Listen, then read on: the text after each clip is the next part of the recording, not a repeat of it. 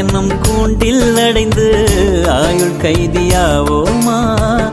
ஆசை குற்றம் நாடும் செய்து சட்டமீறமா?